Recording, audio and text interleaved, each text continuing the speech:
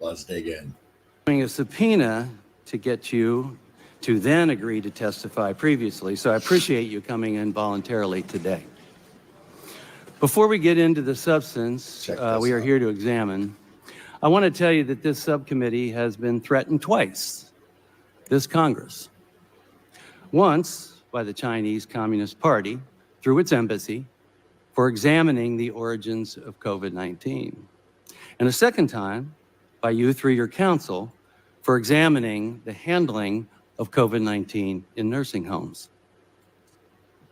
Wow. Yeah, wow. Wow. Okay, so what's the story here? Well, first of all, we have Andrew Cuomo, the former governor of New York. That was right. Yep.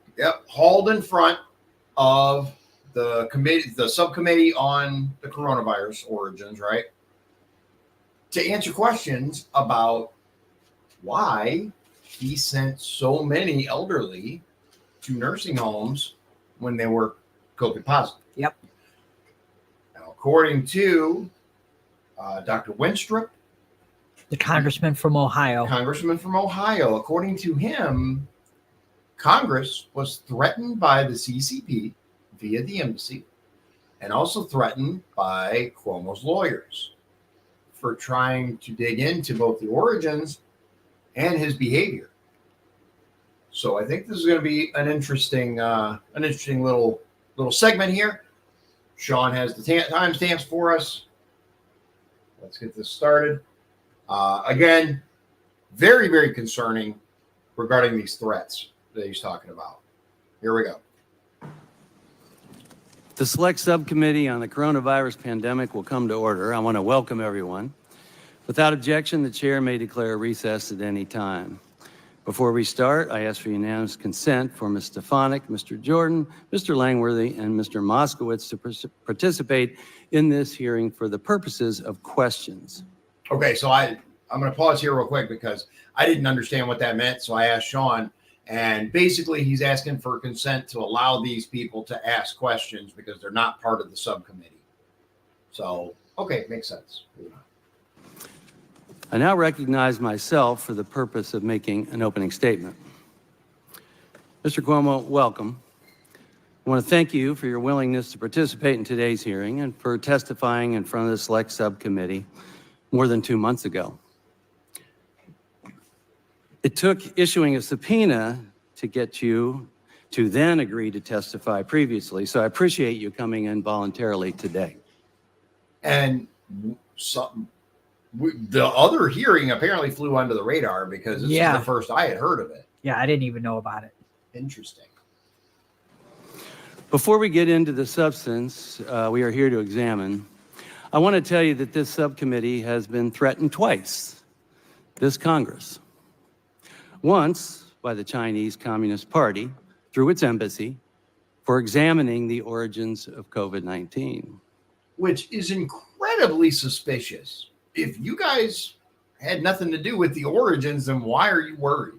Uh-huh. And a second time by you through your counsel for examining the handling of COVID-19 in nursing homes. I can tell you, we have not and we will not bow to these threats. I certainly hope you do not approve of these tactics, or perhaps you aren't aware of them, Governor Cuomo, which seems to be a consistent pattern. Nonetheless, Select Subcommittee is holding this hearing today to examine your administration's handling of the COVID-19 pandemic in New York. Specifically, we want to focus on the issuance of a directive that resulted in the admittance and readmittance, according to the AP, of more than 9,000 potentially COVID positive individuals to nursing homes. Which is just a recipe for disaster. Yeah. I mean, look, obviously hindsight is 20/20, but even at the time, we were told, all of us were told, the sick, the elderly, the infirm, the people with comorbidities, people with other health conditions, those are the highest risk. So why would you send thousands of people COVID positive into nursing homes? It looks almost intentional. Almost intentional, doesn't it? Yeah. I have a real hard time believing there was no intent there. I just do. The Select Subcommittee has been authorized to investigate the COVID-19 pandemic and to explore lessons learned, positive or negative, to better prepare for future pandemics. That's a good Since idea. the beginning of this Congress, we've been committed to conducting a thorough investigation, free from influence and unafraid to follow the facts wherever they may lead. We've acted in a transparent fashion, cognizant that Americans deserve to see our work and review all available information so they can draw their own conclusions. I agree with that. We're examining actions taken by Congress, including measures I voted for, but might want to do differently or better the next time, so that when the next shocking pandemic occurs, we have looked back, found what worked and what didn't, and established a workable system so that we may endure. Look, the facts are mistakes were made. Mm-hmm. Let's learn from them and implement better if something like this happens again. Not really if, when. Because we know it is what it is. All right? Mhm. You can get into that. This is an after-action review Yeah. in hopes of being able to predict, prepare, protect, and perhaps even prevent the next Some pandemic. peas.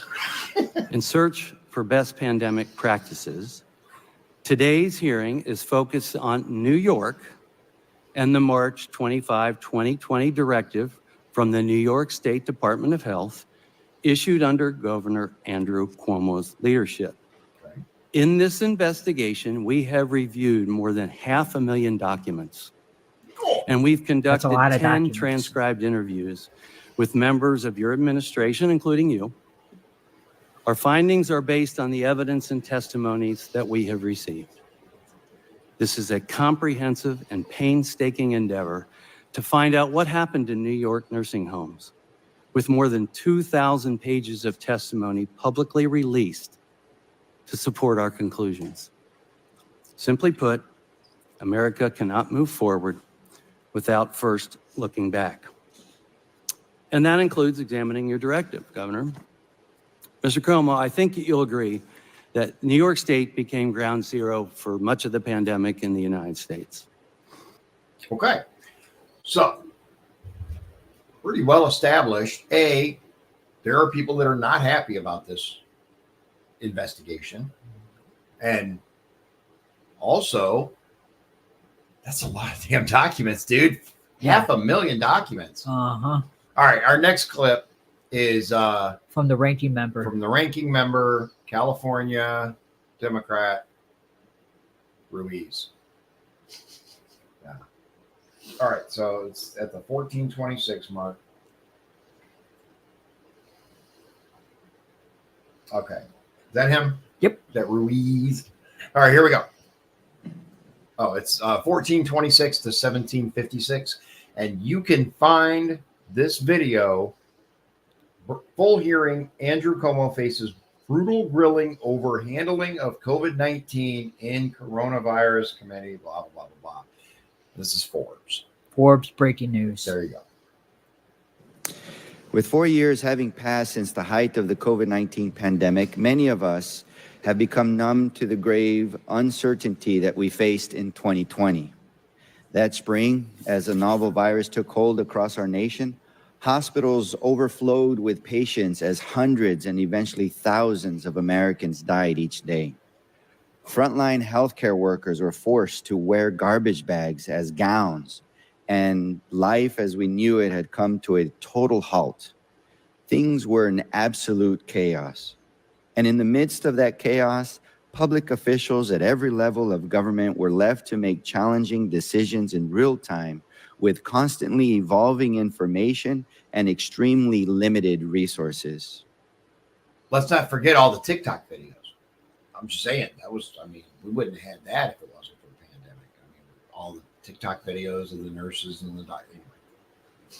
Now, with the darkest days of the pandemic behind us, thanks to the Biden-Harris administration's historic work getting vaccines and arms, safely reopening schools and businesses, and jump-starting our economy, we have the opportunity to look back on those decisions and learn from them. And in doing so, we can acknowledge that in future public health crises, we would make certain decisions differently. One such case is policies that arguably required the readmission of COVID-19 patients back into nursing homes without infection prevention and control in an early effort to relieve hospital strain. In hindsight, knowing now what we do about how COVID-19 spreads, including through aerosolized droplets and by asymptomatic carriers, these policies were a misstep, and they are something we can learn from as we look to better prepare for future pandemics. However, we must be comprehensive in our examination of where things went right and where things went wrong in responding to COVID-19. And we would be doing our nation's seniors and nursing home residents a disservice by not taking a hard and honest look at the data that has emerged from that period.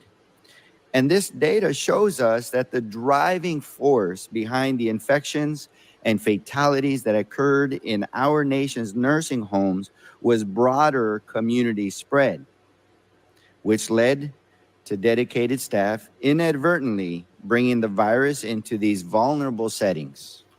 Oh, okay. I see where this is going. If you guys haven't picked up on it yet, if you have, well done. It's the staff members' fault. Yep. It's not the fact that Cuomo sent thousands of people to their death. It's the staff members' fault. Okay. All right. Yep. That's what the Democrats. That's what they're going to push. Makes sense. And as we look back on policy missteps that put our nation's seniors at risk, I would be remiss if I did not mention that the issue of community spread, the driving factor, is one that was severely exacerbated by the severe shortages of PPE and tests that our nation experienced at the hand of former President Trump and his administration's early blood. Oh, yeah, it was Trump's fault, too. I'm sorry. Yes, the staff members and Donald Trump. That's whose fault it is. Right, because that makes sense. These failures hampered our efforts to get a handle on the outbreak of COVID-19 and left states to fend for themselves when it came to obtaining critically needed supplies to protect our most vulnerable. As ranking member, I've championed objectivity and called for the select subcommittee to put people over politics. And in that vein, I want to make something abundantly clear. Any public official who sought to obscure transparency or mislead the American people during the COVID-19 pandemic should answer to the American public, regardless of political party. Fair enough. That's it. I agree with the final statement, if only it was actually that way. Because as we can already see, it's Trump's fault. It's the staff's fault. It's not that you took vulnerable people and put them in a highly vulnerable situation. It's Trump's fault. It's the staff's fault. Yeah. These people kill me, dude. And apparently a lot more. Look, I have a dark sense of humor. That's just how it is. All right. So our next little clip is the intro and swearing in of the only witness. Yep. Former Governor Cuomo. And that's at 2045 to 2157. All right, you ready? Minute and a half, approximately. Here we go. Thank you, Dr. Ruiz. Before we proceed with witness statement, I want to announce a subpoena to the governor of New York for documents related to Mr. Cuomo and his March 25th directive. Okay. The subpoena is vitally important as this inquiry continues, and because the current governor is improperly withholding documents from Mr. Cuomo's time that are responsive to our requests. That is interesting.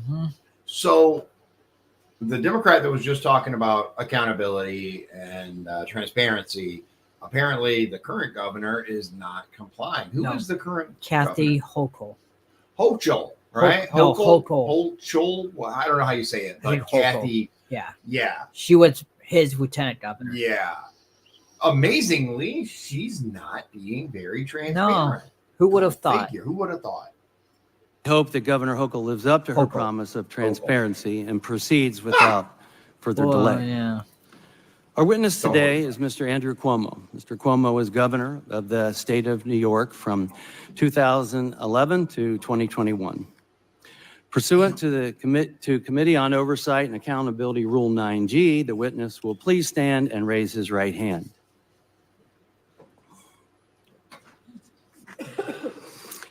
Do you solemnly swear or affirm that the testimony that you are about to give is the truth, the whole truth, and nothing but the truth, so help you God? Thank you. Let the record show that the witness answered in the affirmative. The select subcommittee. Okay. Just pausing it for briefly. We're going to continue on because it's going to go right into His Andrew opening Cuomo, statement. His opening statement, which looks like it's It's a while. yeah, it's about 8 minutes long, seven minutes. And or it was so. supposed to be only 5 minutes, I believe. But here we go. We certainly appreciate you for being here today, Governor Cuomo, and we look forward to your testimony. Let me remind the witness that we have read as much as we could of your written statement, and it will appear in full in the hearing record. As requested, please limit your oral statement to 6 minutes, 6 minutes. as we agreed upon. Yeah. As a reminder, please press the button on the microphone in front of you so that it is on and the members can hear you. When you begin to speak, the light in front of you will turn green. After 5 minutes, the light will turn yellow. When the red light comes on, your 6 minutes has expired, and we would ask that you please wrap up. I now recognize Mr. Cuomo to give an opening statement. Okay, so we're at because I really want to do this. We're at 22:48. So 28:48 is when it should be over. But the timestamp that I have from Shawn goes to 29:22. So he went So I over think by he like went over. Yeah, but about 40 seconds. yeah, but here we go. Let's hear what Andrew Cuomo has to say. Thank you. First, to the families of the victims here today and across the country, I am sorry for your loss, and I believe you are owed an apology because this country should have done better. There is no reason why we lost. Okay, it's Trump's fault. I already foresee this because you're owed an apology, but not by me. You Because thought he this country should have done better, which means it's Trump's fault. I'm calling it. 1.2 million people, more than any country on the globe, when we have the most sophisticated medical system. This committee must deliver real answers so it never happens again, and I am here today to help in that mission. As you know, New York was hit first and worst by COVID through no fault of its own. I did daily briefings, and millions listened in because they because they needed information and guidance. And yes, I often vehemently disagreed with President Trump because from day one, he willfully deceived the American people. There it is. Denying COVID's very real threat, telling us that it was like the flu, it would go away by Easter, it was a Democratic hoax, use Clorox. there's the Clorox. Seriously, bruh. Yeah. How much debunking do we need to do? Bruh. Okay, see, you've already lost all credibility. At this point, I was like, okay, obviously he's going to spin it. He's going to say, Trump's fault. Up until the Clorox bullshit, I was like, I mean, I get it, right? You're going to try to shift blame however you can. But at this point, I can't believe anything you say. And his lies and denials delayed our response, let the virus spread, and this country never caught up. Need I remind you that Trump shut down people from China, closed everything down when the Democrats were telling you to go party in the street? These fucking people. And they called him a bigot. Yeah. For doing Yeah. it. They call him a bigot and xenophobic and all this other shit. Trump literally said, I take no responsibility, and he fabricated political attacks blaming Democratic governors, including saying that New York issued a health order on March 25th, having COVID-positive people enter nursing homes from hospitals, which recklessly and needlessly caused thousands of deaths. And then Trump weaponized the Department of Justice, starting That's investigations against New York and 3 other Democratic states. Trump's shocking allegations, all false, were designed to shift blame from him to Democrats, and they did. They also created great pain, confusion, and fear for families. And this subcommittee, run by Republicans, repeats the Trump lies and deceptions, and it inherently makes 2 powerful admissions. First, their report does not deny, contrary to what New York Republicans said for 4 years, it does not deny that it was actually the Trump administration, the CMS and CDC, that first said in early March that COVID-positive people could go from hospitals to nursing homes, even if they were still infectious. That was your ruling. The committee attempts to argue that the New York advisory didn't follow the CMS guidance and overrode safety laws. But that has already been investigated by the New York Attorney General, who said... Who's the New York Attorney General? Is that Letitia James? No. That's... Wait. No, she's from Georgia, isn't she? It might be James. Let me find out. Yeah, find out who the New York AG is. I thought she was a district attorney, but she might be. Yeah,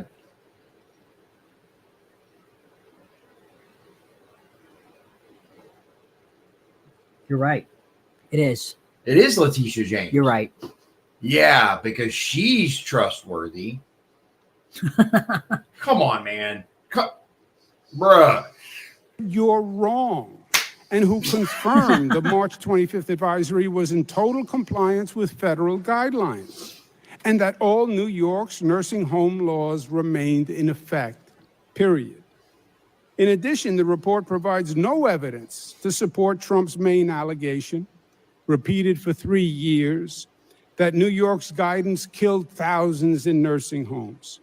In fact, the report finds no causality whatsoever. Not one death. All hype. Why? Because it never happened. All credible studies now say that COVID came into nursing homes through community spread and infected staff, not hospital admissions or readmissions. Numbers don't lie. 35 states had a higher death rate in nursing homes than New York, including Ohio. Most Republican states actually had a higher death rate in nursing homes than New York in 2020. And that fact damns them and reveals their hypocrisy. But these are all diversions to blame New York and other states for the culpability of the federal response, which was malpractice. There was no preparation, no PPE, no testing, no masks, no science, no leadership. As one Republican governor said about Trump, the general was missing in action, leaving 50 states bidding against each other for scarce medical supplies. It was the COVID Hunger Games. And I just want to point out, for those of you maybe who aren't aware, the Trump administration was left in clutch by the Obama administration because all the stuff had been sold off. The PPE, the masks, all the stuff that we should have had stockpiled wasn't there. Now, you do your own research on why that is, whether that was intentional, accidental, or just a series of bureaucratic mismanagement. But that was the case. There was nothing there, so how could it be issued? It didn't exist. Which is one reason why I can't think of the name of it, but where the federal government has factories produce material. You know what I'm talking about? Oh, you're talking about when the federal government forces companies to produce the I can't think of the name of it. What's that? Production Act? Yeah, something like that. National Production. Anyway, Trump ramped that up and had all the stuff. So, I mean, it's Andrew Cuomo. What do you expect? but he's obviously going to attempt to blame everyone and anyone but himself. Federal government was nowhere to be found. New Yorkers remember well those traumatic days when the only sound that echoed through the empty streets was the constant. And I want to say this too. You know, all these governors, especially Democrat governors, they like to point the blame at Trump and the federal government. You're a state. You are a governor of a very big, as far as financial, state. New York, good Lord, dude. Why can't you seem to do anything without the federal government? It's the Defense Production Act. That's it. Defense Production Act. Thank you. Sirens from ambulances, when mass graves were being dug on Hart's Islands, when bodies were being stored in refrigerated trucks. Our hospital system nearly collapsed, and Trump was threatening to send federal troops to blockade New York so no one could leave. That was the federal response. And yes, New Yorkers were scared, but they were New York tough, and they showed that they responded to government leadership when they believed it was based on facts. In that moment in New York, there were no Democrats and Republicans. There were just New Yorkers helping and relying on each other. They were guided by their better angels. They followed science, took vaccines, wore masks, and acted responsibly, one for another. New Yorkers' heroic actions brought us back from the brink and saved many, many lives. When COVID started in 2020, we had the highest death rate in the country. But at the end of 2021, remarkably, New York had a lower death rate than 30 states. But even with all New Yorkers did, we lost far too many. And I'm sorry for every life lost. In closing, I know this is a political year, and I have testified before many, many congressional committees. But this issue really matters. There will be another pandemic, and they will pull out your report for guidance. I hope it has real answers. God forbid 1.2 million people died in vain. Thank you. Yeah. Yeah. About what I expected. Everything's Trump's fault. I take no responsibility. All right. We're going to go into Winstrup, The chair. the chairman from Ohio, and he looks like about 10 minutes. So here we go. Thank you. I now recognize myself for as much time as I may consume for questions, with equal time being afforded to the ranking member of the committee. The question is asked, did the federal government require that the state of New York mandate that its nursing homes admit or readmit residents? The answer is no. No, it didn't. Did the federal government mandate that your state issue a directive that prohibited a nursing home from testing an admitted or readmitted resident for COVID-19? The answer is no. In fact, I don't believe I'm aware of any other state besides yours that expressly prohibited a nursing home from testing returning or newly admitted residents. Only in New York. The other states that have been alleged, issued similar orders, none were in place as long as New York. So many states reverse course. And I surmise, because it doesn't take a doctor to realize that it was a dangerous, misguided plan. Nevertheless, Governor, you've maintained and testified to us since the pandemic that your directive was based on and consistent with CMS and CDC guidelines. You're a lawyer, so you know the difference between permissive versus prescriptive language, I assume. And the word shall and must, are they permissive or prescriptive? Governor, are the words shall and must permissive or prescriptive? It depends on the context. Okay. Well, those words are right in the directive. This was not advisory or guidance. You have also claimed that the directive followed CMS and CDC guidance. Did you ever speak with anyone at CMS or CDC about the directive beforehand? You'd have to ask the Department of Health had those conversations. So what you're saying is you did not ever speak with anyone at CMS or CDC about the directive beforehand. I'm asking you. I can ask them later, but I I'm spoke asking to you, the CMS and CDC about a number of matters. did I you don't believe speak to them about the directive beforehand, your directive? I did not speak to them about this directive, So no. to the best of my recollection. Not even after? After the directive, did you speak with them? To the best of my recollection, no. Nor did they speak with me. Not even to ensure that what you No, they were- never called. Okay. In fact, no one we interviewed said they consulted with them to ensure the applicable science was being followed. Former White House science. coronavirus coordinator, Dr. Deborah Birx, she was in charge of all federal guidance in 2020. She testified that your order absolutely violated CMS guidance. Oh. Is it your position that Dr. Birx lied? My position is you deceived Dr. Birx. Wait, You That was his suggested- answer. Yeah, you deceived Dr. Birx. That's what he said, right? that's what he said. Dr. Birx. Position that Dr. Birx lied? My position is you deceived Dr. Birx. Who is you? This guy here? Yeah, I think he was saying the other chair. Okay, hold on.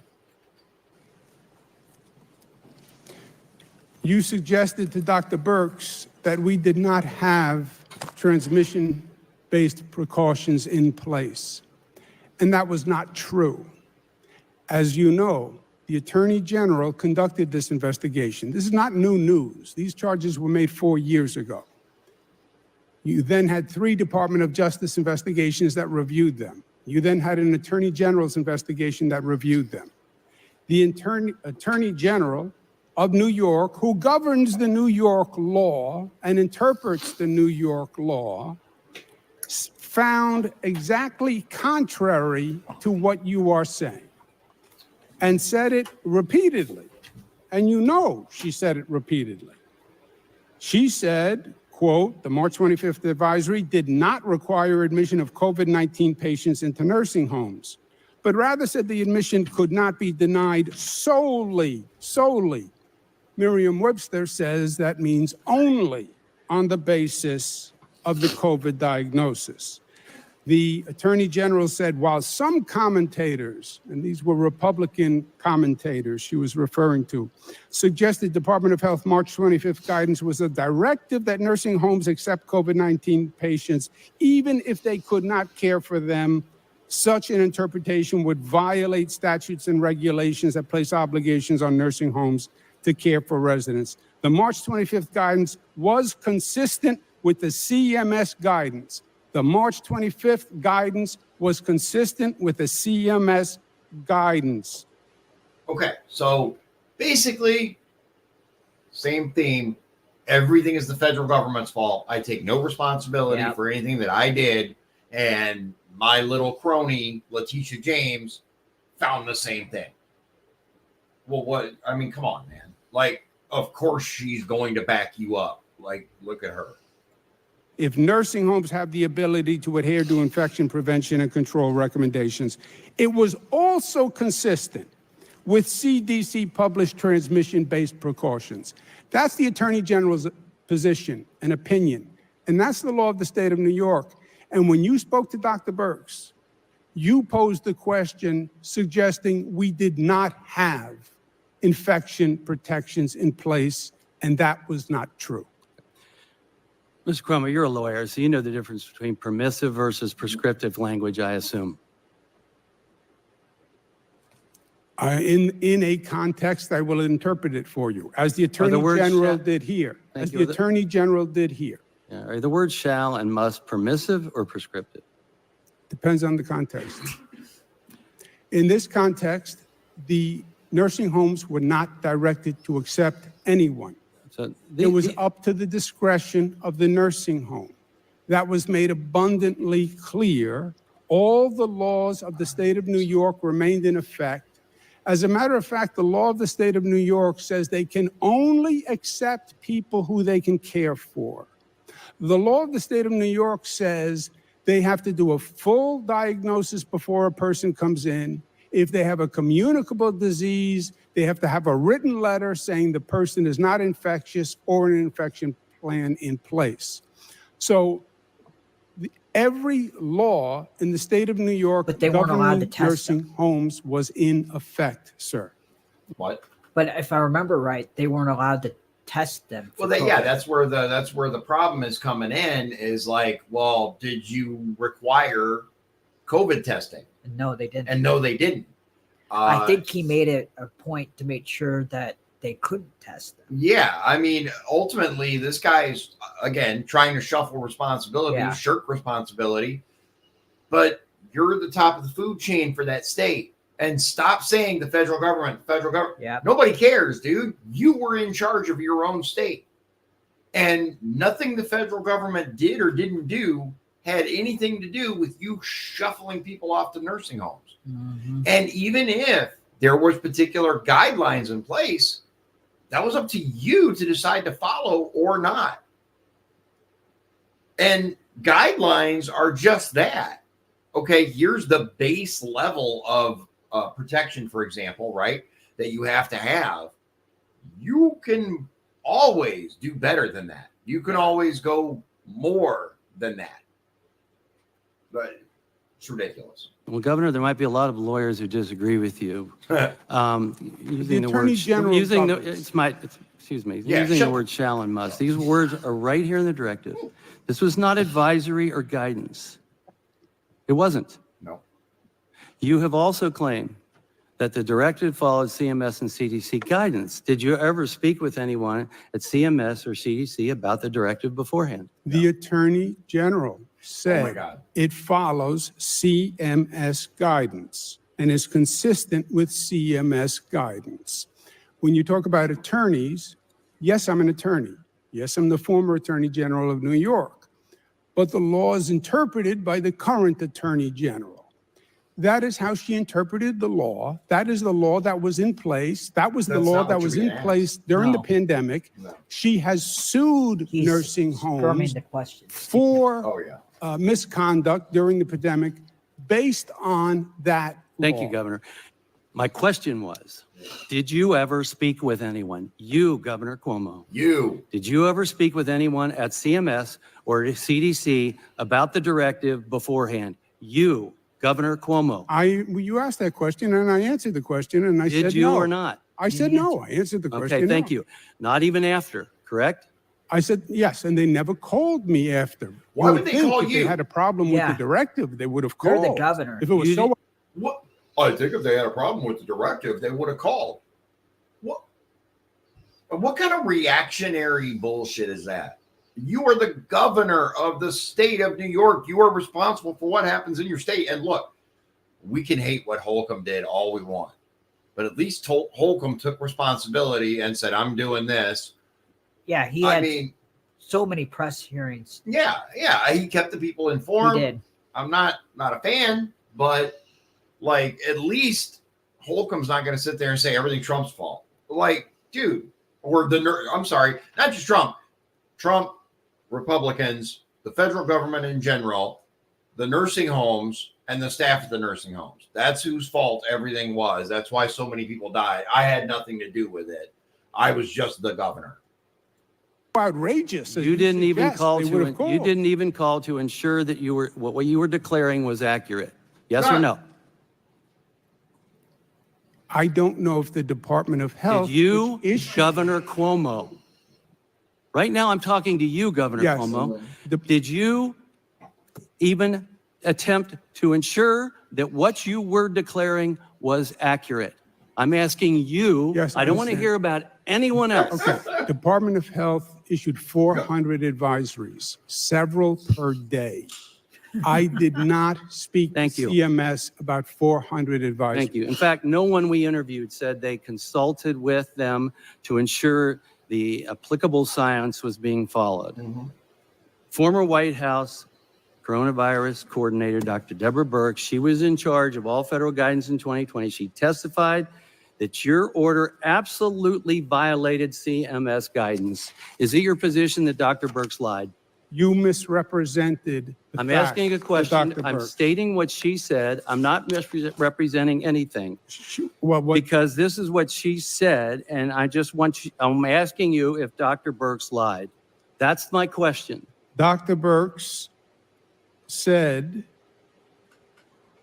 that the March 25th advisory, which you read to her in your words, So didn't you read it have wrong. appropriate infection control procedures. It's That was everybody by else's your fault. representation. Right. The right. Attorney General's Misread. representation Here we go. is the law of the state of New York was in effect, which has an infection control plan, mandates they only accept people who they can handle, mandates that if the person is a communicable disease, that it's treated before they accept the person or they don't. So the infection-based control precautions were in place. Yeah, I see how this is going. Look, guys, we got more to go through, but I think it's obvious he's not going to take responsibility for anything. He's going to blame Trump. He's going to blame everybody else and continue to fall back on my crony said everything was okay. Dude. All right, our next clip is very shortly ahead. What's that? Ranking member, Ruiz. Yep. Okay. So here we go. And this is, again, about 10 minutes. Something I believe every member of the Select Subcommittee would agree on is the obligation that every public official has to be transparent with the American people, especially during a public health crisis. Yep. Transparency, including with public health data, is necessary for public trust. Yes. And it's expected of those who hold elected office. What's more accurate and comprehensive data is critical to develop forward-looking policies to prevent and prepare for future pandemics.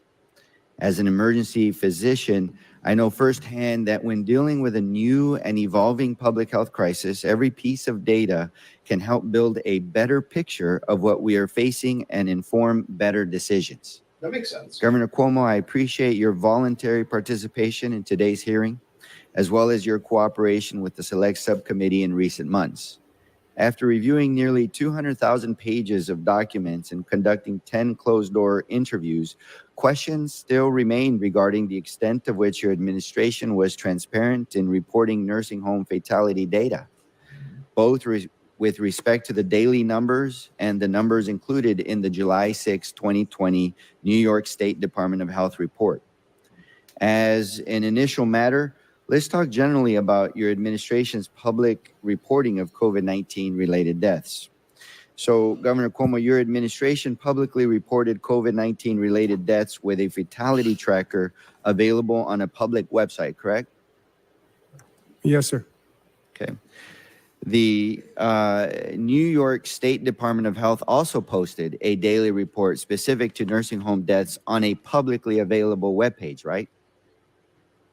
I don't know specifically what the Department of Health had separately. That's Okay. reasonable.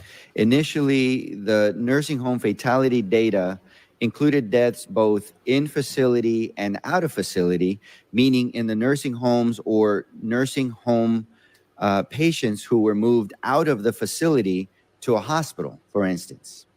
However, in early May 2020, this reporting changed to only in-facility deaths. Was this change your decision? No, sir. Whose decision was it? I don't know. This change obviously made... Okay, you should know the answer to that question. That You're the governor. yeah, bro. the reported number of nursing home related deaths lower. Do you know if that was the reason for changing the reporting? No, if I may, doctor. Every day, I personally did a daily briefing and reported the number of deaths.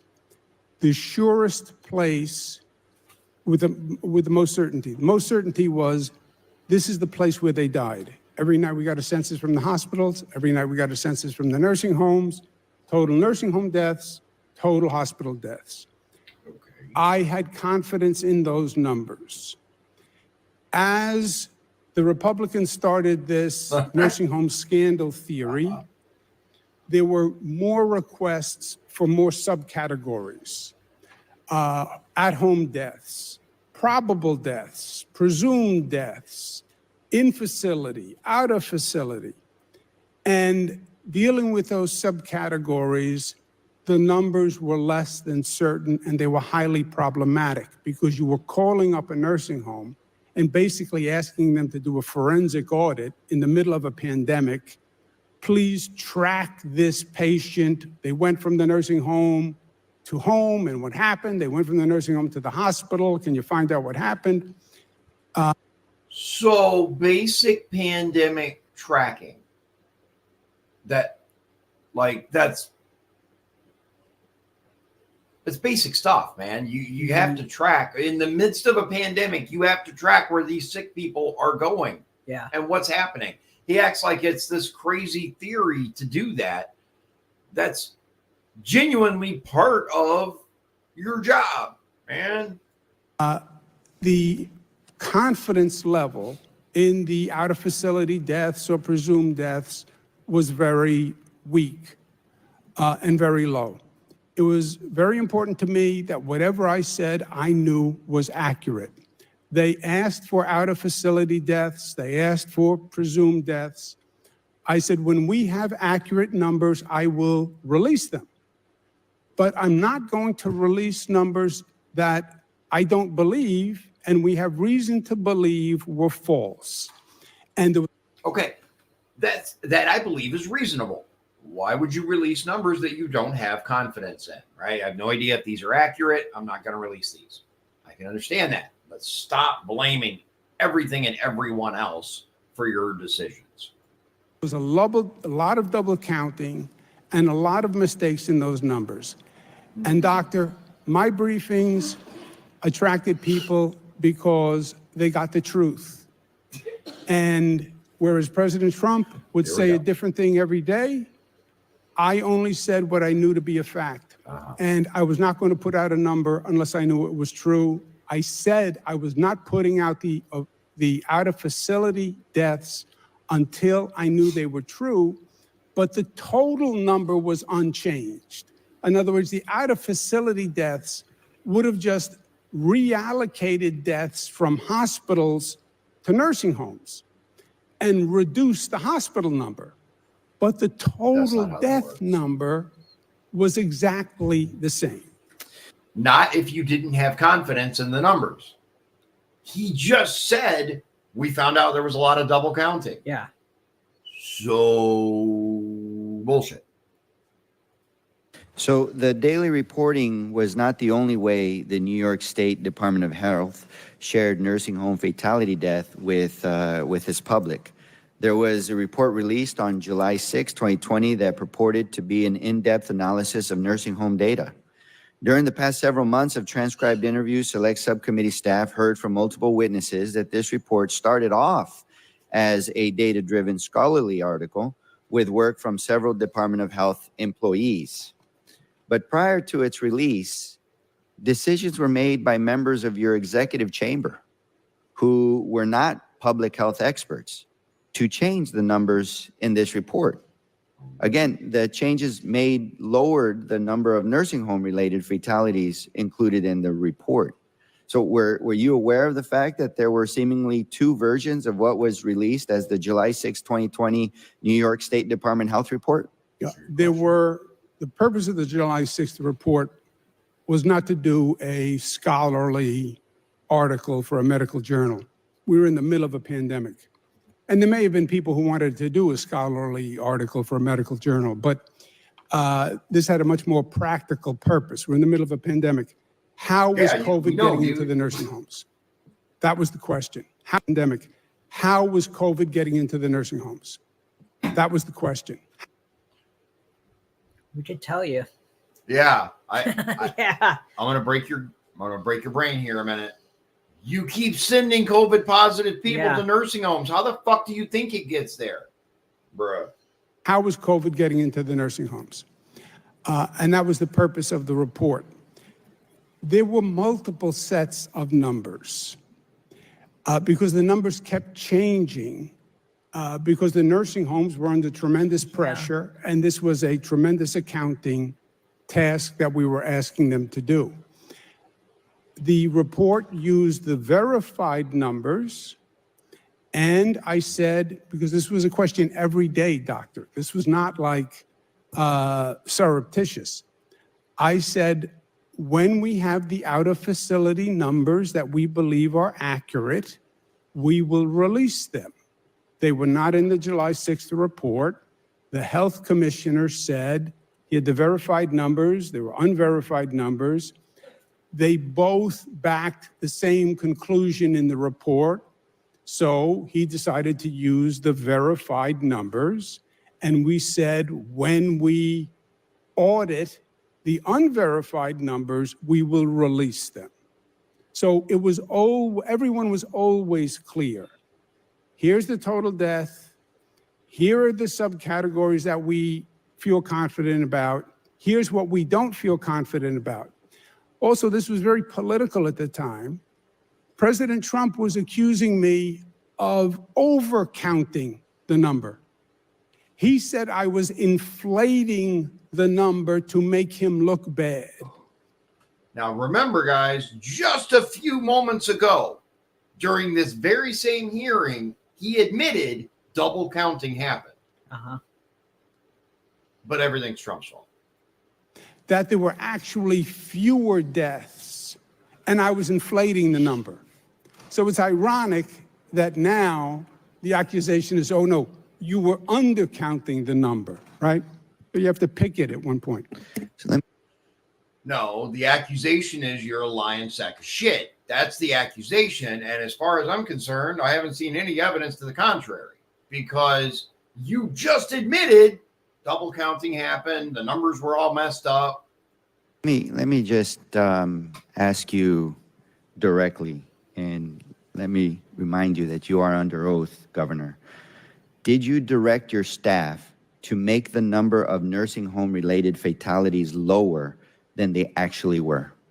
No, we said these are the numbers without the out-of-facility death numbers, which we will add when they're accurate, which will reduce the hospital count number, but the total death number stays exactly the same. It was an allocation question. Do you allocate the death to the nursing home, or do you allocate it to the hospital? But the total death number was the same. And the only reason the Republicans were asking these questions about nursing home deaths was to further their conspiracy theory that there were massive deaths in nursing homes, which in my opinion was a pure diversion from the federal malpractice that was going on, because everybody knows that COVID did not get into nursing homes from admissions or readmissions.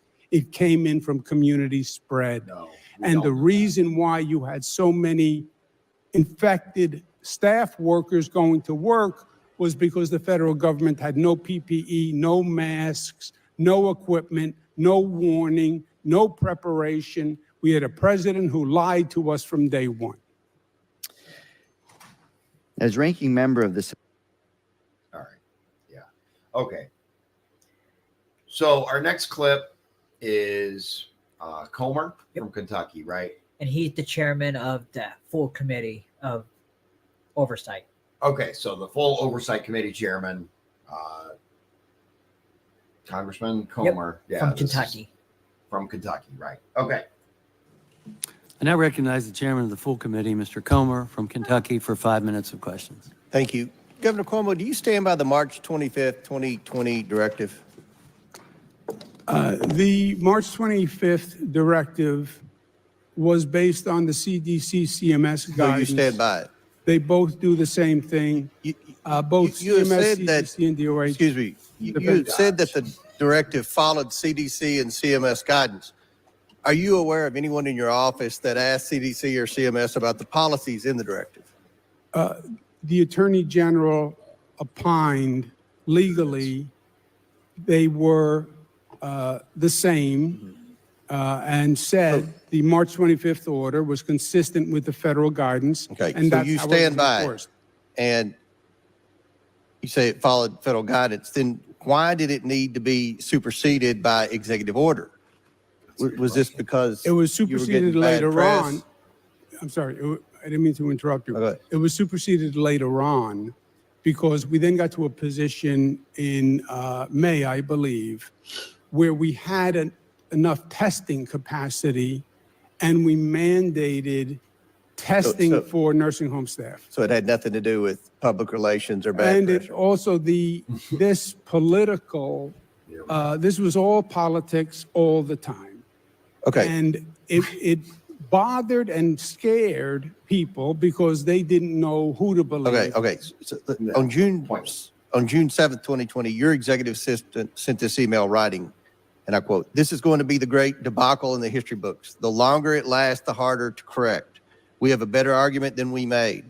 Get a report on the facts because this legacy will overwhelm any positive accomplishment. Also, how many COVID people will return to the nursing homes in that period? How many nursing homes? Don't you see how bad this is? Or do we admit error and give up?" Ms. Benton is your executive assistant. I believe she's sitting behind you. Did she write this email on your behalf? Yes. Governor, did you have an email account while you were governor? No. Well, I may have had one, but I didn't use it. Okay. Was there a reason? Right. You never used you never sent an email while you were governor? I guess not. That's what he said. I haven't used it in years. Did you communicate in other ways with your staff? Text messages or BlackBerry Yes. send messages? You did. You just said that you stood by the directive, but this email asked if it was time to admit error and give up. Was the March 25th directive an error? No, this was the last line, sir, was tongue in cheek. Yeah. Oh, give me a break, dude. Like there's no reality where you're going to write that as a tongue-in-cheek joke. No. None. Zero.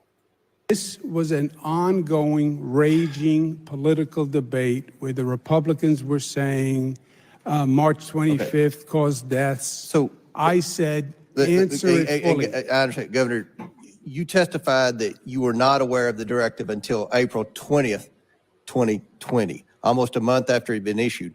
When you were asked about it at a press conference after you learned of the order, did you have any concerns about the directive? When I was asked about it at the press conference, I was not aware of it. If I had been aware of it, my answer would have been very simple. I would have said, ask Donald Trump. Did you ask questions after you learned about the directive? After I learned about it, yes, I asked questions. Give me some examples. I was debriefed by the Commissioner of Health, who said, this is the theory of CMS and CDC and DOH. That these people are no longer infectious. Did you ever discuss terminating or amending the directive after you learned of it? When it was described to me that CDC, CMS, and DOH all thought this was a good idea, and they had a medical theory behind it, that these were non-infectious people, et cetera. For time's sake, Governor, to return to the email, why did you direct your staff to get a report on the facts? Well, just to counter the newspaper story. So on July 6, 2020, the Department of Health issued the report you requested. Was this report peer reviewed? I don't know. It was not. Was this report in a medical journal? It was not. It was a government report. It was not for a medical journal. Was the executive chamber involved in the drafting and editing of the report? I'm sure the executive chamber was. It was. So you requested a report on the facts, and you got a report that was not peer-reviewed, not in a medical journal, and drafted and edited by the very body accused of wrongdoing. Right. So, Governor, do you stand by? And found we did nothing wrong. We did nothing wrong. Once again. The July 6th report? Sir, this is in real time. We're acting. An agency is taking an action. He's asking you, do you now stand by what you did? We're not talking about then. We're talking about now. This dude, he's like, this guy's gotten so far in politics because he's really good at dodging questions. You asked the agency for a report on the action. Governor, my time has expired. Mr. Chairman, what's clear is the governor was desperate to change the narrative. Yeah. To dispel of the notion that his administration failed nursing home residents, that that he failed to ask any questions. And Governor, I believe you failed to follow the facts. And it's now clear that you should have done what your assistant suggested in the email, and that was admitted error and given up. If you believe the CMS and CDC were wrong, then that would be your position. Right. As always, it's Trump's fault.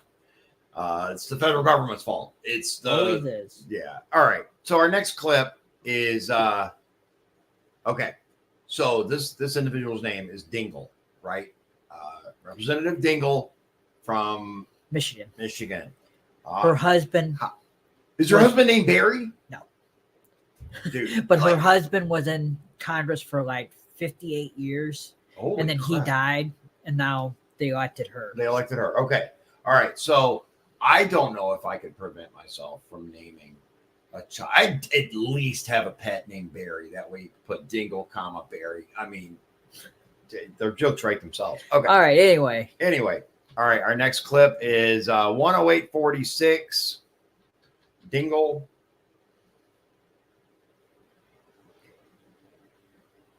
there she is. I just saw her. All right. From Michigan.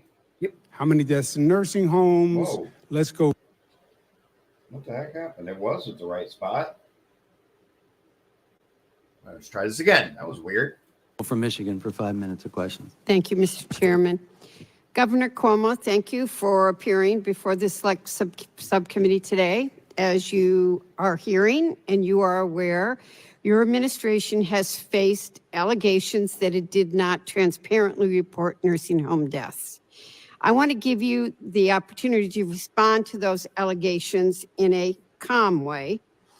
On July 6, 2020, the New York State Department of Health released a report related to nursing home COVID-19 deaths. That report has since been criticized, and we've been discussing, for undercounting deaths by excluding those deaths that occurred outside of the facility, for example, at the hospital. How do you respond to that criticism? Shortly, briefly. Congresswoman, we were reporting total deaths every day. Number in hospitals, number in nursing homes. This political dispute started. How many deaths in nursing homes? Let's go count those that were in hospitals, what they call out of facility. Those numbers, in my opinion, were very sketchy. And they, depending on the day, they moved around a lot.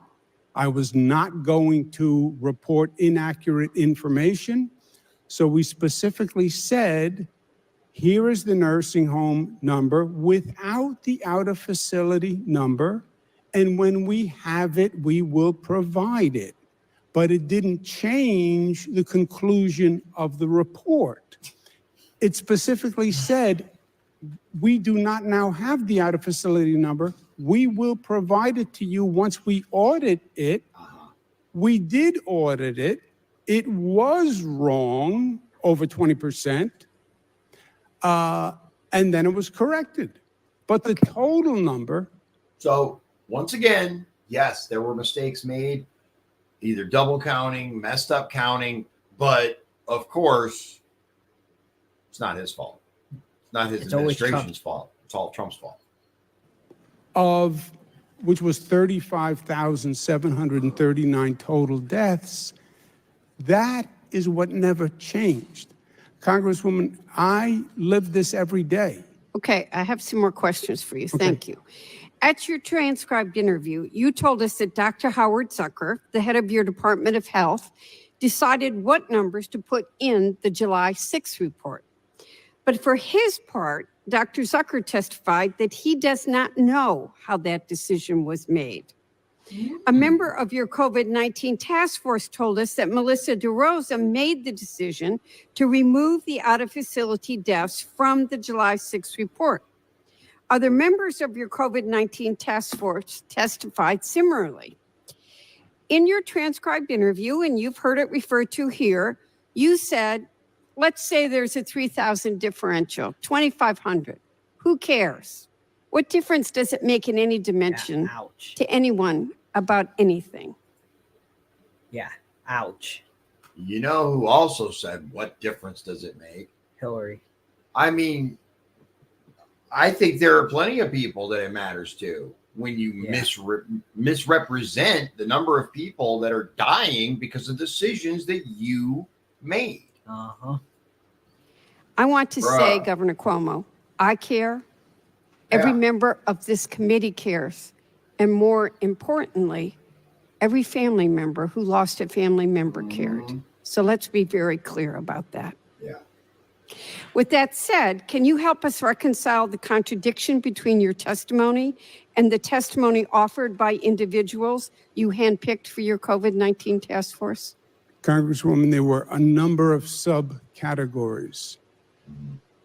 In facility, out of facility, presumed, hospital, at-home deaths, and those categories, yes, as data points are going to be important.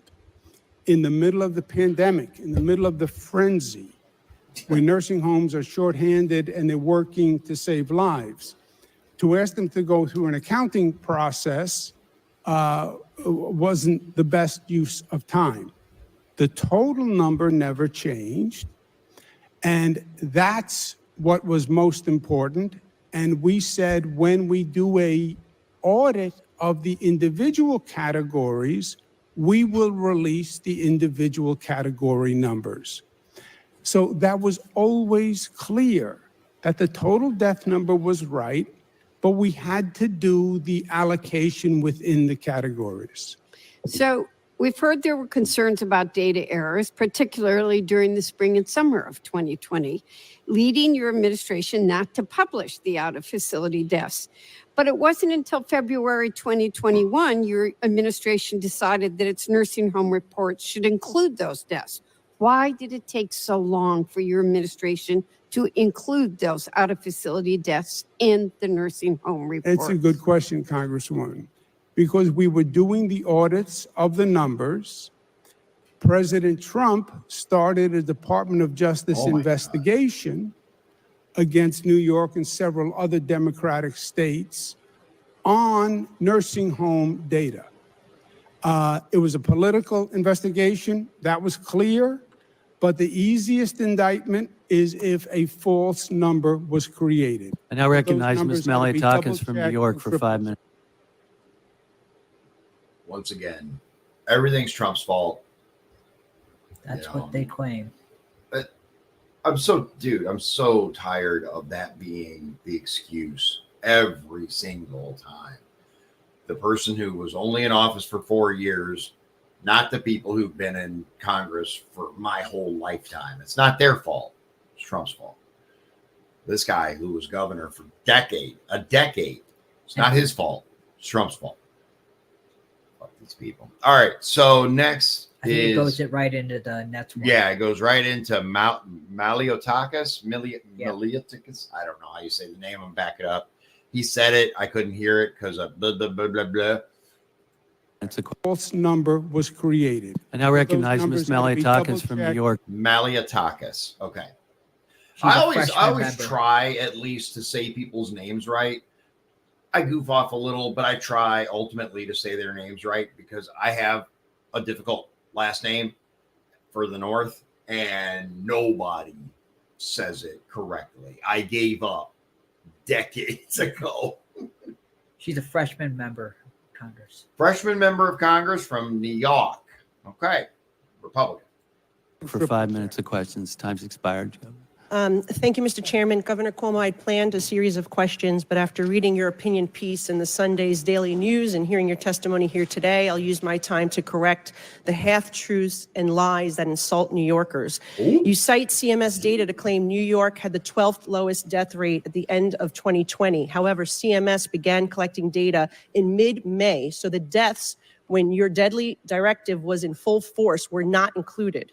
Your administration reported 6,000 deaths. The true toll was 11,400, nearly double. Ooh. You assert your March 25th directive never mandated nursing homes to admit COVID-positive patients.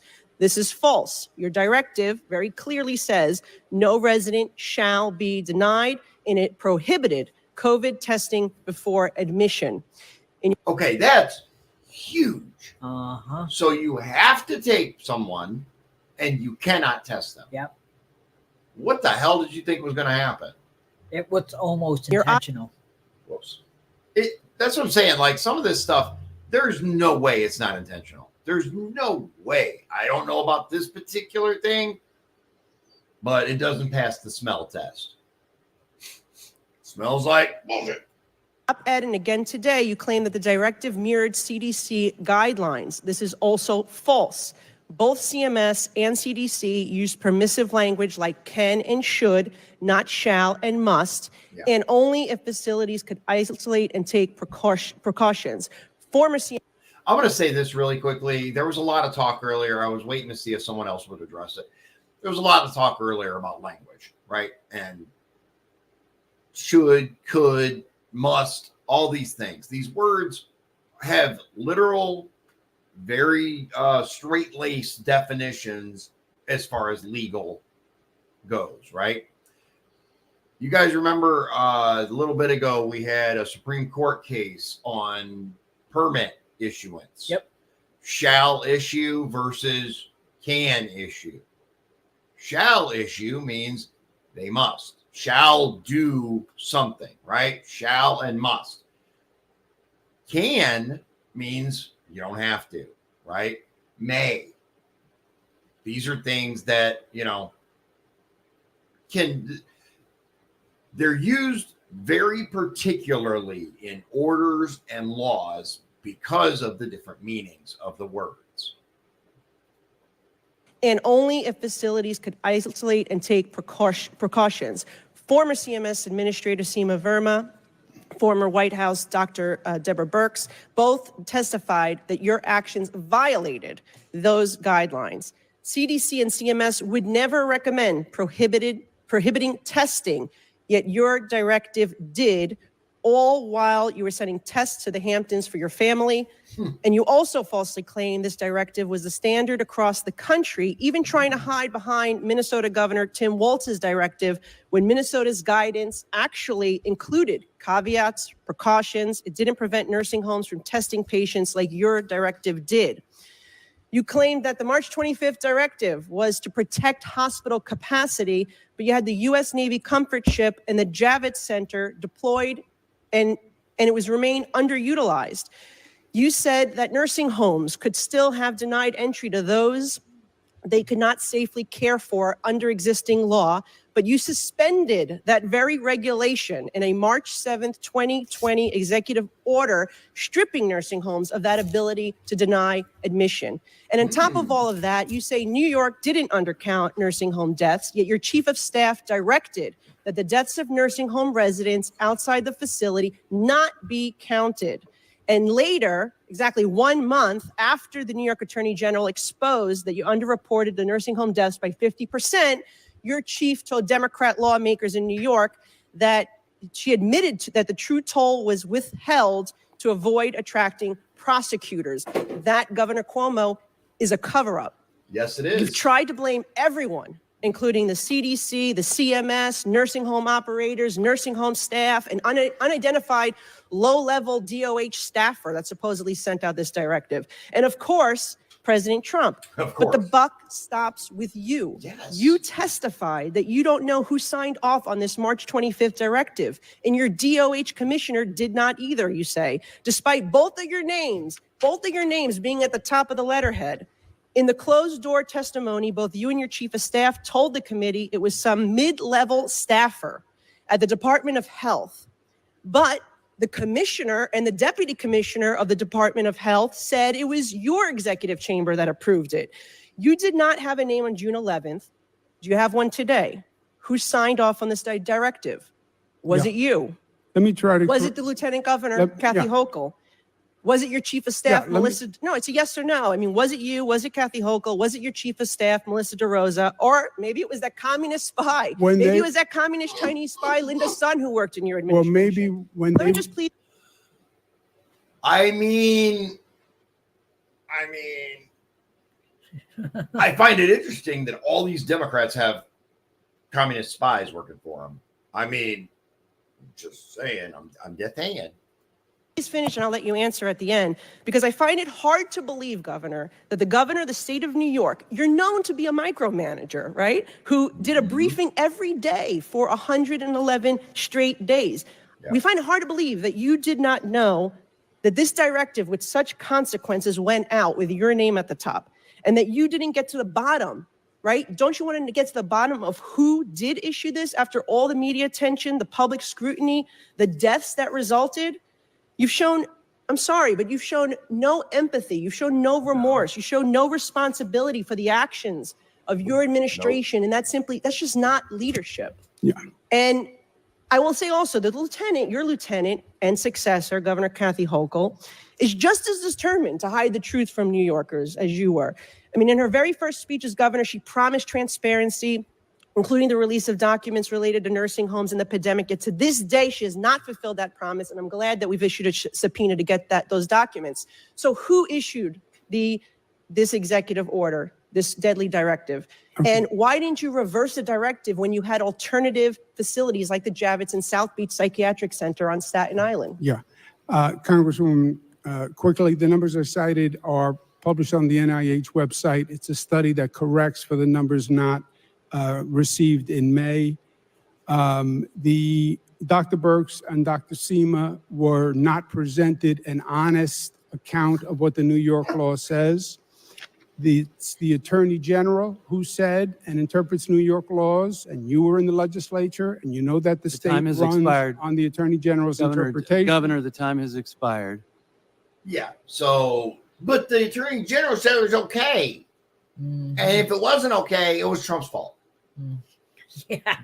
I mean, that really, the Attorney General, Letitia James, come on, dude. Like, anyway, she said it's okay. So it's okay. And if there's anything that's wrong, it was the nursing home's fault, Trump's fault, the Republicans' fault, and the federal government's fault. And I'm not going to say Dr. Birx lied because you guys lied to her. Yeah. That's the way it is. Yeah. Bruh. Okay, our last clip is from Representative Meeks, Republican from Iowa, for about 5 minutes. 125:17. There she is. Back. Now recognized Dr. Miller Meeks from Iowa for 5 minutes of questions. Well, thank you, Mr. Chairman, and thank you, Governor Cuomo, for testifying before the Select Subcommittee today. I was hoping that we would see a Governor Cuomo that was less defensive and that was remorseful over what happened in New York, but I see that that person has not shown up today. The COVID-19 pandemic is long behind us. As a matter of fact, we were already behind it, through it, at the time this administration came into office. And an overwhelming majority of Americans have some form of immunity, whether from prior infection, which was denied by the current administration and CDC, both Dr. Fauci at NIH and Dr. Walensky as testifying before this committee. And we know more about the virus than ever before. That is undeniably true. But because of this select subcommittee, we've also had the opportunity to review policies, guidance, and practices from the pandemic to determine what worked and what didn't work. And let me also say, I'm one of the few members that was on this committee the last term, now my fourth year, as was Representative Raskin, my colleague on the other side of this dais, who could have easily asked you to testify when they were in the majority. However, you were never asked to testify during that 21-22 period. No. And they could have also asked a former president to testify. So let me just say that that could have been done. You know, as a nurse, a physician, a veteran, a former director of public health, I really understand that we need to have policies going forward that guide us for the next pandemic. And there were two aspects of the coronavirus that health officials understood very clearly from the beginning, from the Chinese Communist Party. One was how contagious it was, and two, how contagious it was among older people and people that had medical conditions that were at an increased risk of death from the infection. In February 2021, the Associated Press published an article outlining how in New York State, more than 9,000 elderly patients who still had active coronavirus infections were sent back to nursing homes after being discharged from the hospital. Despite this clear lack of medical oversight, that number was 40% higher than what the New York Health Department originally reported. And in the same report your administration published, the overall number of deaths in long-term care facilities was underreported by half, regardless of what excuses you present today to us. Yeah. The state health commissioner tried shifting the blame by claiming most nursing home deaths were from asymptomatic staff who unknowingly transmitted infection. As a former state public health director, I find it completely appalling and disrespectful that you tried to constrict your own health department in covering up your harmful policies. You prohibited nursing homes from requiring testing. The CMS guidance allowed you and allowed nursing homes, allowed states to have a decision on who got admitted if they had proper allocation and proper separation in facilities.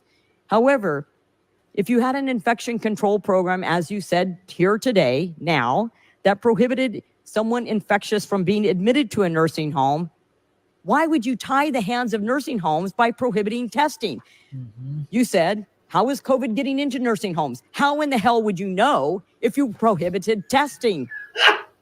Testing was available. The CDC made mistakes in their testing. We understand that. But you prohibited nursing homes from testing individuals coming from hospitals who could have easily had COVID-19. Governor Cuomo, despite you clearly understanding the likelihood of COVID-19 running through nursing homes like fire through dry grass, as you said to Jared Kushner, your administration still required facilities to accept elderly residents who had active COVID-19 infections, and you prohibited testing. Yeah. It really is shameful. It is. But yet you want to continue to deflect the blame. So did you advise Governor Newsom of California or Governor Murphy of New Jersey or Governor Whitmer of Michigan on what they should do with nursing home admissions? All Democrats. What a coincidence. Well, I'm going to ask you, did you talk to Governor Reynolds? I was on multiple calls with the vice president and the governors association.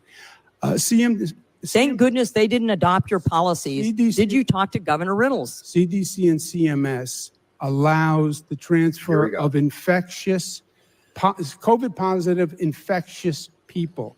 And New York nursing homes do have the right they did not to deny they anyone. did not. There was specific guidance.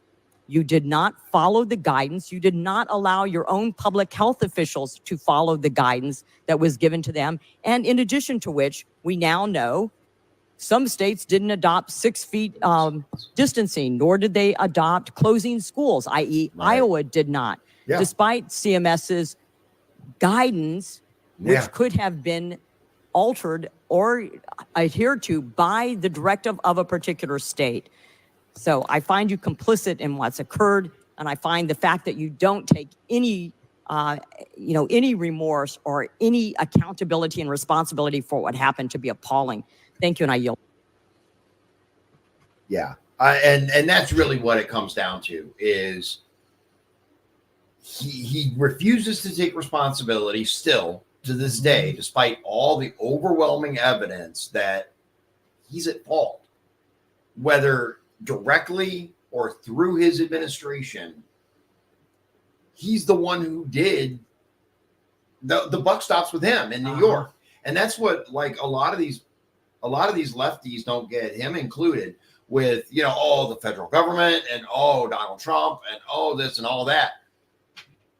The states have more power than the federal government within their own borders by a large margin. By design. By design, exactly. Yeah. That's the way that the United States is set up for a reason. Yes, we've kind of gotten away from that. Federal government has become huge and far too powerful. But ultimately, guidelines are guidelines. You can make it more, you can make it less. Here's a perfect example, right? So, Chicago. Illinois has certain laws. Chicago has certain stricter laws, guns being an example. Chicago has stricter laws than the state. The state has stricter laws than the country. That's just how it goes. Yeah. So to say, oh, the federal government guidelines, we followed them. And of course, Letitia James found I did nothing wrong because why would she? She's too busy prosecuting Trump. These people are, I almost did it. I almost did it. These people are stupid. There. All right, ladies and gentlemen, that's it for that one. I hope you enjoyed it. I think enjoy is a little bit of a strong word, but I hope it was informative. I hope you learned something because there are several points in that I wasn't aware of. And it really shows, number one, how the government mismanages things. But also, these people are never going to take responsibility. They're just not. No. Even when they're given the opportunity with evidence in front of you to go, listen, I am so sorry. Dude, if I sent people to the, through my actions as a politician, I had sent people to nursing homes and they died, you know how bad I'd feel? I don't know that I'd be able to get out of bed. We're talking thousands and thousands of people here. Dude, and he's just like, oh, it's all Trump's fault. What? Dude, the TDS is strong, is all I'm going to say on that. Look, that's out of the way. We got more of those coming up. There's actually a number of hearings that I think would be very interesting to do in this format because I don't like listening to 5-6 hours worth of testimony. But Shawn apparently gets off on it. That's his thing, and that's okay. No, I'm just kidding. He enjoys watching it, and he enjoys doing the timestamps for us, which I greatly appreciate. But that aside, there's some stuff going on. We have a plan. Released a video earlier. We have a plan. We're going to Springfield. We're going to go see with our own eyes and with our cameras what's actually going on. And I'm really excited about it. We will let you know for sure what day. It'll probably be, it's already Thursday. It'll probably be next week. Hopefully next week and not the following. I got to look at the schedule. I got to talk to my wife. I got to do all of that. But once we have it nailed down, we will be reporting on the ground from Springfield and telling you what the residents are saying. Listen, I don't care about the talking head. I don't care about the city manager. I don't care about the mayor. I don't care about any of those people. I care about the residents of Springfield and what they say. I want to go talk to them. There's a particular guy that I really want to get in touch with. And I've been trying to find out who it is, and I'm not sure who it is. Okay, I'm going to show you this guy. I'm not going to play the whole video, but I am going to show you. We're going to look for this guy. Yeah, we're going to look for this guy right here. There he is. Letter. If you guys are from Springfield or you know someone in Springfield, see if you can find out who this guy is. I'll keep looking. Yeah, he is a gentleman who apparently helps the homeless. I think he would have a wealth of information. He said some very, very interesting things. We played it in another video, but if you want to find it, it is from Memology 101, and it says Springfield, Ohio locals are being displaced while city houses migrants with taxpayer money. So if you want to watch the video, by all means, go knock yourself out. It's a good video. But the point for me is I want to know the name of this gentleman. If you can give him my phone number or social media contact and have him reach out to me, I would love to talk to him. Because we're planning on heading to Springfield and reporting. And if you guys want to help, watch the previous video that we did today. We might have to find him, like we said, when we get there. Yeah, we may have to find him once we get there. But if you guys want to help, we would love your help. We're not rich people. We're both pretty darn poor. So we have a reliable vehicle to get there. Yep. We have, we're going to need gas, food, lodging. We're not looking to throw parties. We're not looking to pull a Dalton Mayer thing where we go to Las Vegas on taxpayer dollars kind of thing. No, but we just want to get the story. We just want to get the story. We want to get the truth because apparently no one can be bothered to actually tell the truth about what's going on there. So I want evidence. I want this guy says this. I want to interview him. I want to talk to him. I want to find out, just what he has to say as an example. There are other people there that I really want to talk to. I want to see what's happening. And it's not just about the migrants, right? It's about the entire structure of Springfield is crumbling, guys. Like, forget about the pets for a minute. Yeah, that's a big deal. And obviously, it's a big deal for the people whose pets are being affected by this. But that's down here. Yeah. The real problem, the real issue is you have thousands and thousands of people who came from a foreign country who don't speak the language and who have been thrust into a community that's not designed for it, that's not ready for it. That's going to happen more and more and more. We're seeing it all over, man. Aurora, Colorado, Anyway, so I'd really like to help. I mean, like I said, we're not wealthy. You can reach out though. I'll give you my Cash App, or you can go to Patreon and do it there. I think you can do one-time payments on Patreon. If not, I'll fix it to where you can. But either way, it doesn't matter to me. We're doing it regardless. It would just be really nice if we could have like actual food rather than what we find. Maybe we could find a cat. I'm kidding. I told you I have a dark sense of humor. Too far. Too soon. Anyway. Obviously, I'm joking. I do not eat cats. They're way too stringy. It's a joke. All right, guys. I'm done before I get myself into trouble. We'll talk to you guys again real soon. Shawn will be busy for a few days.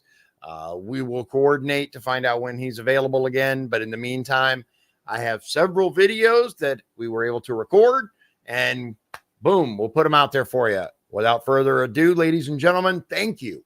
Seriously, thank you for taking the time to watch this and to hang out with us. We really appreciate it. And as always, God bless you, God bless Indiana, and God bless the United States of America. I hope you have a wonderful evening. Good night. If you'd like to support the show, please visit our Patreon at patreon.com/Dion's Daily Dose. This has been Dion's Daily Dose, hosted by Dion Bergeron. Executive producers, Shawn Holmgren and Michael Beebe. Copyright 2024. Dion's Daily Dose, all rights reserved.